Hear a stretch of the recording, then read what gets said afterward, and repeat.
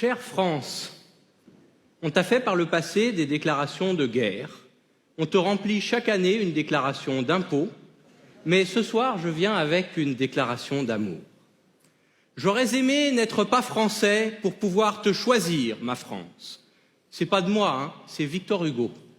Mais c'est vrai que vu de l'étranger, tu n'es pas un pays comme les autres. Capable du meilleur comme du pire, tu es le pays de la haute couture et du bronzage Marcel, de la poularde aux morilles et du sandwich triangle poulet mayonnaise, des pains au chocolat et des chocolatines. Tu as donné au monde...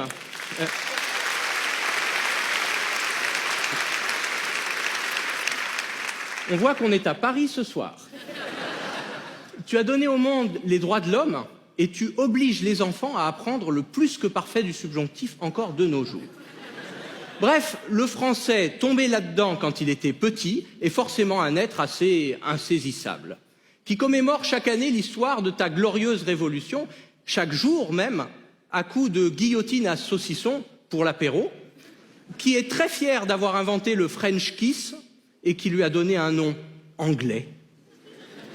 Le français, jamais à l'heure, mais toujours râleur, te critique en permanence. C'est sa façon de t'aimer. Et c'est vrai que devant le prix d'un croque-monsieur dans un de tes trains en retard, ou quand tu nous envoies chaque année un formulaire administratif qui nous redemande notre date de naissance, comme si elle pouvait avoir changé d'une année sur l'autre, on se dit souvent « Ah ça, c'est bien la France, hein !»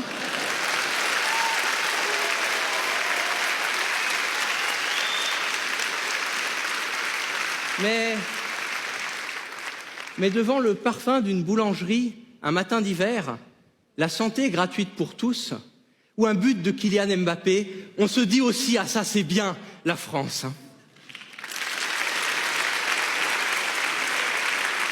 Et comme nous, les Français, on est timides, on n'ose pas te le dire, mais cette façon dont tu maries l'inutile au sublime sans jamais te prendre au sérieux, ça te rend belle et c'est pour ça qu'on t'aime. C'est écouter France Gall à Paris en bagnole ou le chant des cigales au pays de Pagnol. C'est ta Corse en montagne et tes vins bourguignons, les fest-noz de Bretagne et le pont d'Avignon. Et ta langue, partagée par-delà les frontières, de Québec à Alger, on peut aimer ses airs.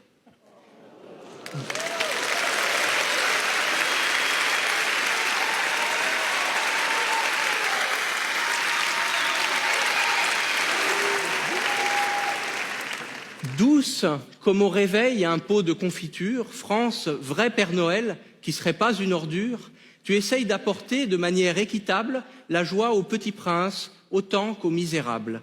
Chacun sous ton regard dort sur ses deux oreilles, car même dans le brouillard et la nuit, Simone veille.